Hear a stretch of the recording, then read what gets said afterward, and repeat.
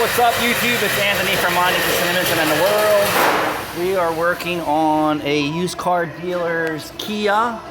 So I like to do a smoke test through the filler neck sometimes. And so I'll give you this long story. They bring this car in, the filler neck's all rotted out. And so they do a smoke test on it after it passes. Then they bring it back for some other shit that's wrong with it.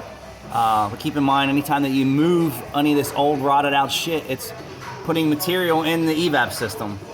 So they brought it back. I said, listen, I told you this whole system was in bad shape everywhere. And, you know, everything needs to be replaced, not just what's obviously rotted out. All right, so you can see we replaced the hose clamps, we replaced the vent valve, a couple more hose clamps, purge valve has been done. And then here you go, it's back again with another problem. And it's not really showing up on a smoke test, but I saw it. So what I wanted to do was hit it with some soapy water and show you what's going on. So the charcoal canister has a crack in it, a small one. Keep in mind, plastic expands and contracts at different rates. So some days it may be sealed, some days it's not. It's not a huge hole.